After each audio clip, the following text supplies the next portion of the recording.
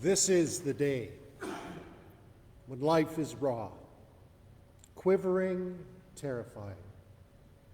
The day of numbed emotions, the day of blunt nails and splintered wood, bruised flesh and blood. The day we loathe when all seems to be meaningless. The day we long for when pretense falls away. Because the worst that we can do cannot heal the love of God.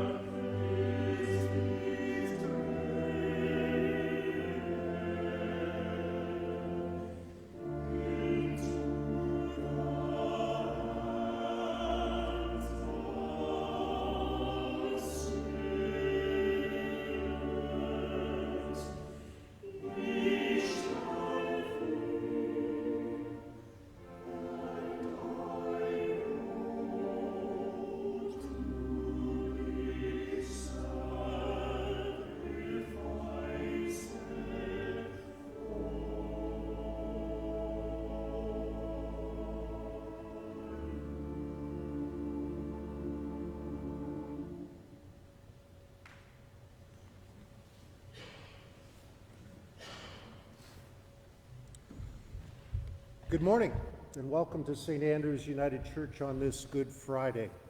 We welcome each and every one of you, those guests who are with us. Immediately following our service this morning, all are invited next door to the adjoining room where there will be some refreshment and I believe some hot cross buns as well. This morning, we hear the story once again. 7 accounts, 7 reflections on that day. The 7 last sayings of Christ. Upon coming in this morning, each of you were invited to take a stone. And throughout our time this morning, I invite you to hold on to that stone. And as we have our moments of silence, to hold it, to reflect upon the words. And a little later on, we will share a moment of giving up those things that weigh us. For we gather again on this Good Friday at the foot of the cross which calls us on, not in shame, not in fear, but more deeply into a costly journey towards life. There is wondering, there is weeping. For in Jesus, as the promised one, God is not separated from that. And so let us join this morning in prayer. It is with heavy hearts and a heavy world we meet you this day, O Christ. In your clenched hands, stretched, you gather us in. In holy sorrow, we find silence our only friend. With strength only you can give, even now, may we find ourselves beside you. And as life teeters and eternity weeps, may we see through love's pain into love's promise and love's destiny. And may we even now hear the echo, far off, close by, of resurrection. For we offer this prayer in your name. Amen. I invite you to join in our opening hymn this morning, number 152 in Voices United. There is a green hill far away, number 152. Away.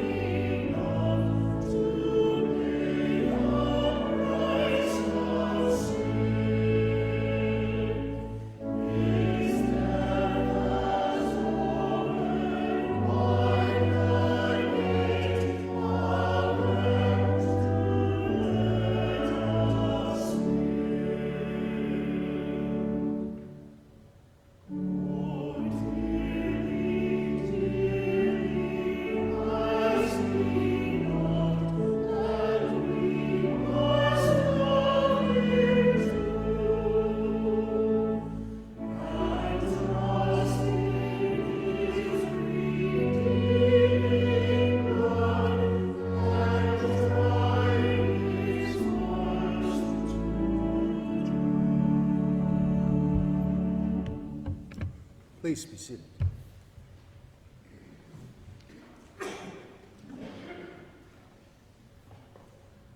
The elders of the people and the chief priests and scribes rose, and they brought Jesus before Pilate. They began their accusation by saying, "We have found this man inciting our people to revolt, opposing payment of tribute to Caesar, and claiming to be Christ, a king." Pilate put Jesus this question, "Are you the king of the Jews?" "It is you who say it," Jesus replied. I remember a man who had dreams of what might be, that people would be set free from ideas and images about God that enslaved them, that people would believe that through their everyday acts of human kindness, they are intimately connected with the sacred, that people would live in peace in God's presence all the days of their lives.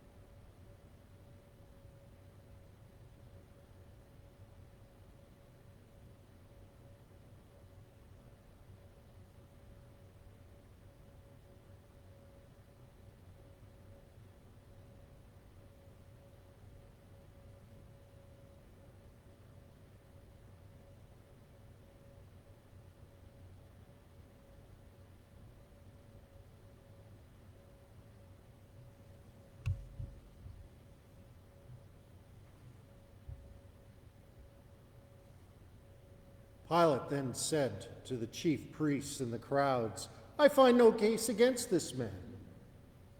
But they persisted. "He's inflaming the people with his teachings all over Judea.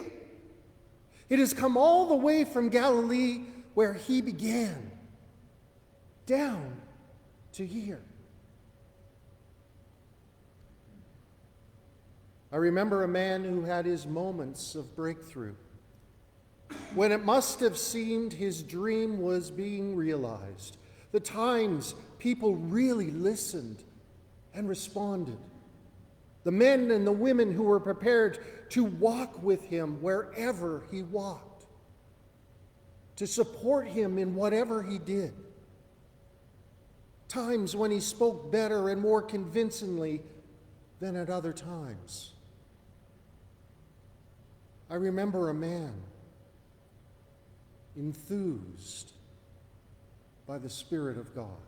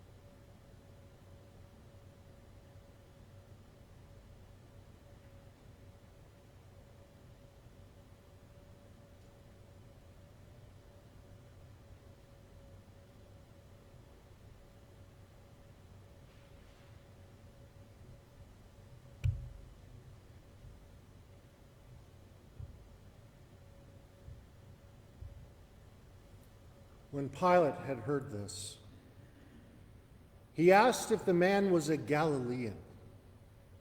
And finding that he came under Herod's jurisdiction, he passed him over to Herod, who was also in Jerusalem at the time. Herod was delighted to see Jesus, for he had heard about him and had been waiting and wanting for a long time to set eyes upon him. He was hoping to see some miracles worked by Jesus.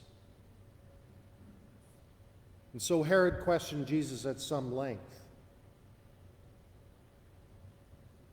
But in questioning him, he received no reply.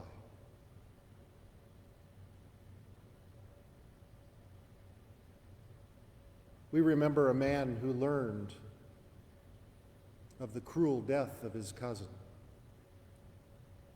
He got into a boat, seeking a lonely place where he could be with his friends, to absorb the shock, to grieve quietly, and to calm the feelings of powerlessness and frustration, and maybe even some fear for his own future. We wonder what he prayed about that night. We wonder what helped him leave that lonely place and go forward to confront the challenges that lay ahead, rather than retreat into isolation and to safety. We remember a man driven by his convictions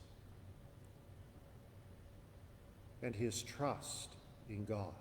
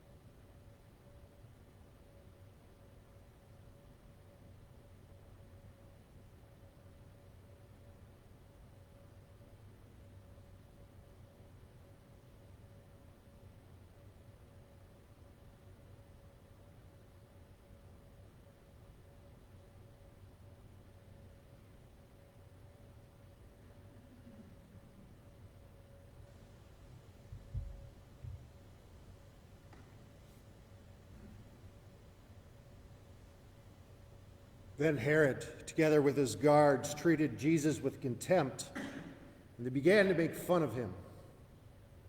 Herod put on a rich cloak over Jesus' shoulders and sent him back to Pilate.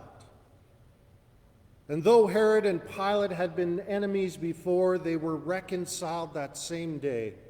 Pilate then summoned the chief priests and the leaders of the people and said, "You brought this man before me as a political agitator. Now I have gone into the matter myself in your presence and found no case against him in respect of all the charges that you bring. Nor has Herod either, since he has sent him back to us. And as you can see, the man has done nothing to deserve death. So I shall have him flogged and then let him go." But all together they howled, "Away with him! Give us Barabbas!" Well, Pilate was anxious to set Jesus free and addressed them again. But they shouted back, "Crucify him! Crucify him!" We remember a man whose dream was completely and utterly shattered, who broke down and cried over what could have been, who knew the pain of failure and powerlessness, who knew what it was like to feel broken and completely alone. We remember someone human in their brokenness, like all of us.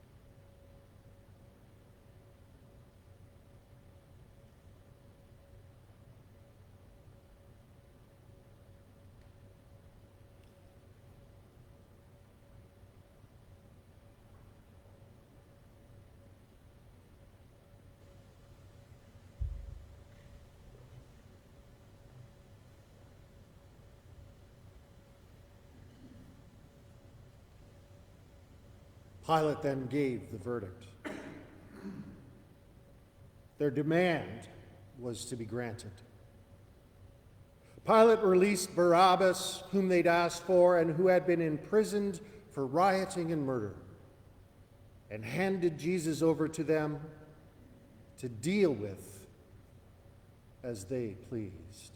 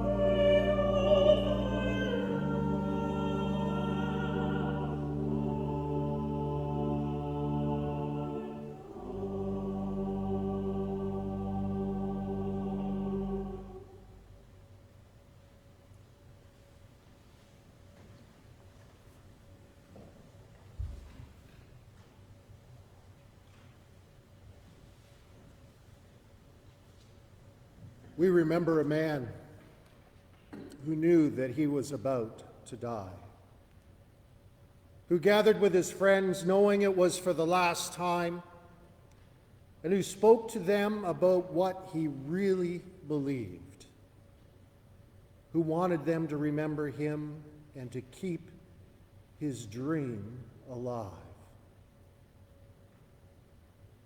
We remember his testament of love.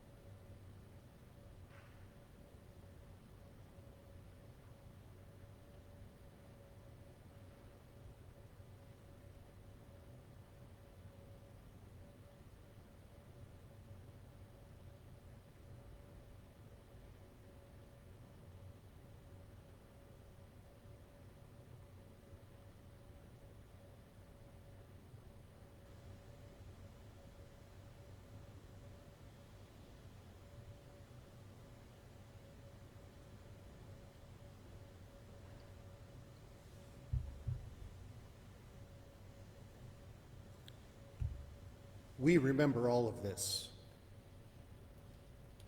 And we remember all of the hard things that we experience in life. And so I invite those who wish to lay those hard life issues down. And with the stone that is in your hands, to lay it at the foot of the cross, which is able to bear the weight and the wounding for us.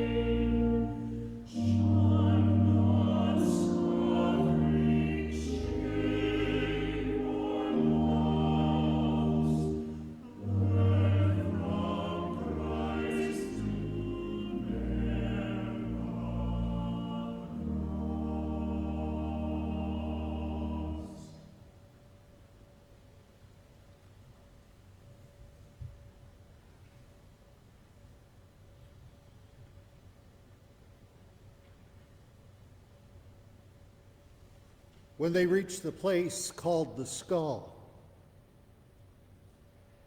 they crucified Jesus there with two criminals also, one on the right, the other upon his left. And for us gathered here, we remember a man crucified. Some thought that he was a failure, abandoned by his male friends, taunted, despised, enduring a shameful and agonizing death. There was no consoling or heartfelt presence of his God to help him. For we remember a man whose faith in all he believed was tested to the utter limits.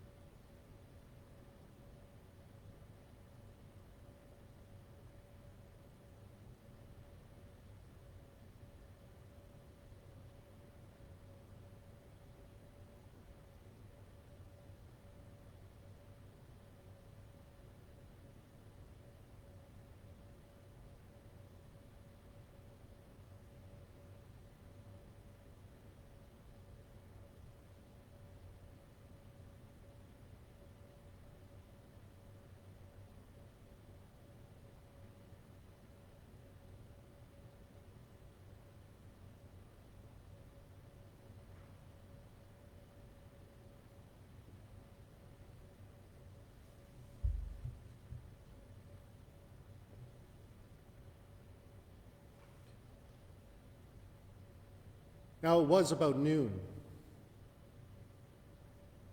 and darkness came over the whole land until 3 p.m. And while the sun's light failed and the curtain of the temple was torn in two, then Jesus, crying out with a loud voice, said, "Father, into your hands I commend my spirit."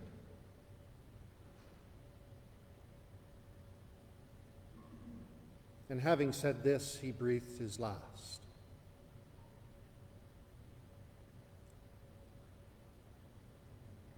We remember a man of extraordinary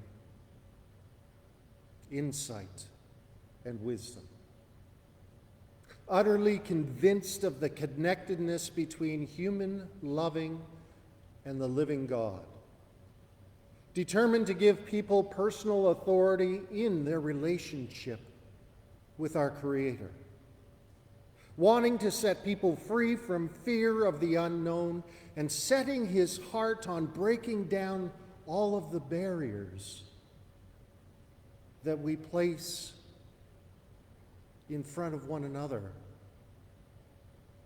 and all that is holy. And so we give thanks for the ways in which the life teachings and yes, the death of Jesus have set us all free.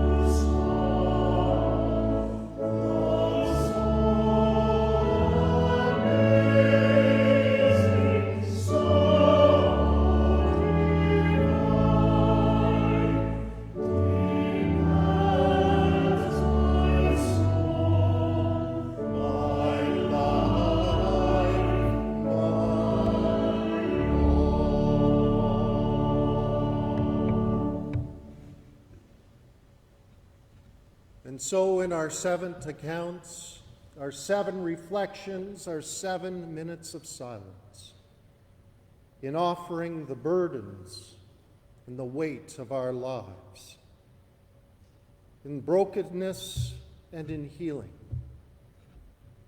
we remember these 7 last sayings. For Father, forgive them, for they do not know what they do. For today I shall be with you in paradise. Women, behold thy son, behold thy mother. My God, why have you forsaken me?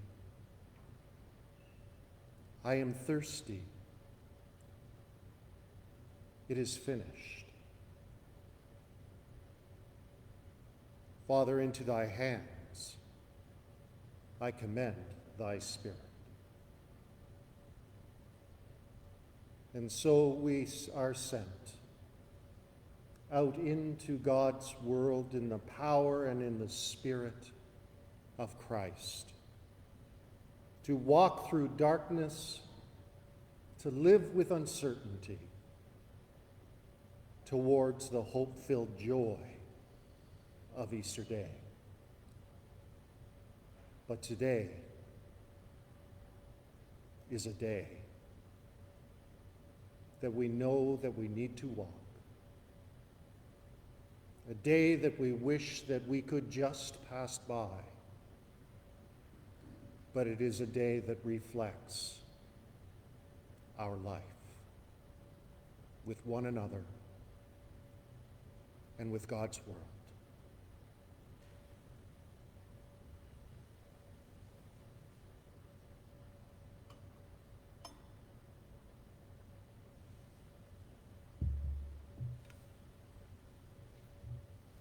May we go in peace. Amen. Jesus.